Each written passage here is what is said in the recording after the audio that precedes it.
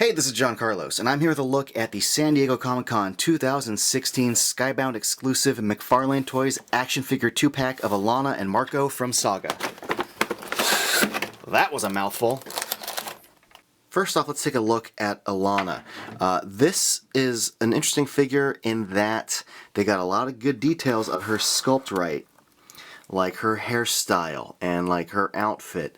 But these joints, like, holy crap, look at those joints. I mean, it is what it is in the legs. I don't like it, but holy crap, that's like almost her entire shoulder there. That's not great.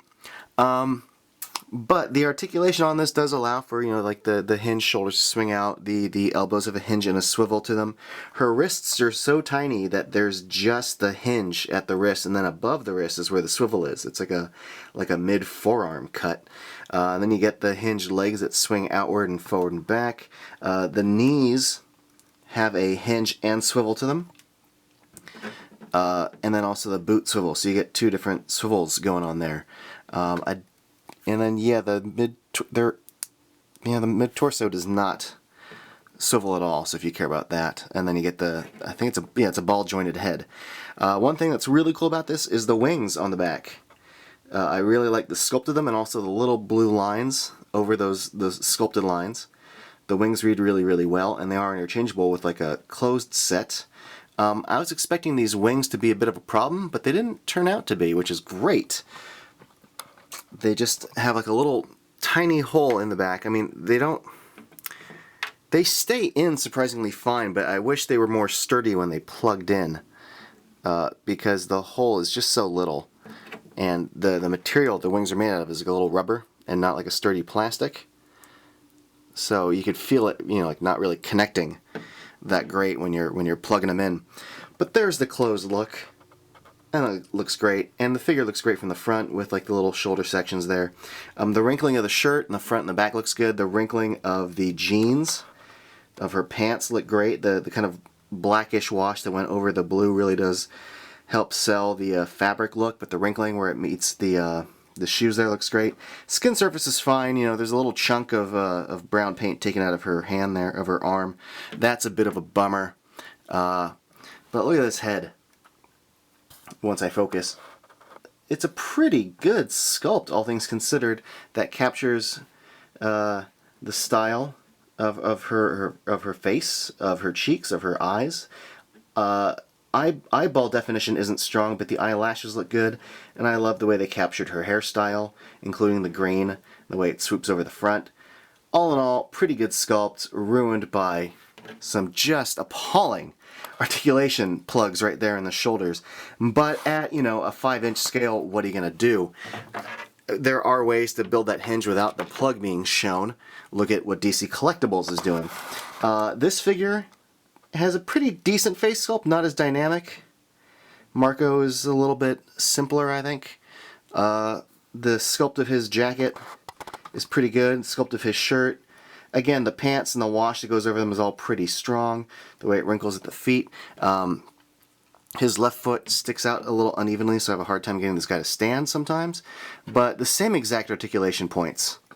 Even where the swivel at the middle of the forearm there, same exact joints. One thing worth pointing out though is that he wears a hoodie underneath his jacket, like a secondary hooded jacket. They got the hood sticking out here. They got the hood sticking out at the sleeves, like the little green sleeves sticking out. But it's missing. It's not even sculpted in here. It is not in there. So that is a strange choice. Paint and sculpt on the belt though is pretty good. I like the way the shirt wrinkles, and his face, it still reads well. It's just a little more bland. I like the way they handled his ears. His horns are well painted. So that's nice. I like the sculpt of the hood. I just wish it was consistent with the rest of the figure instead of this magical hood that just sort of exists. Yeah, let's look at some of the accessories here. Marko comes with a sword, which plugs in that little hole that you saw on the front of him. There you go. It's a pretty basic sword. Nice little details on the handle, though. A little tannish, grayish paint. We have Alana's mace. Very simple. Not much to it. And we also have her pistol, which fits into her holster like so. One other thing I want to point out is that the sculpt of the top of her shoulder bicep is open.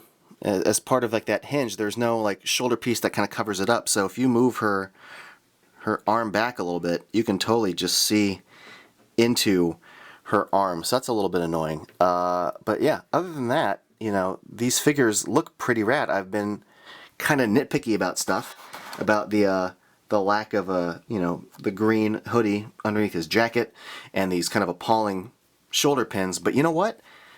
The fact that we have Saga action figures is amazing.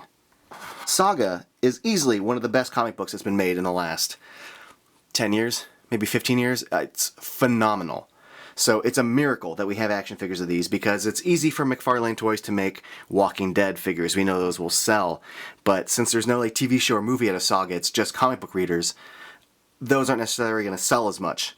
So it's great that they're at least offering these as con exclusives for fans of the comic like me who love action figures and stuff. Having these on the tabletop is just amazing.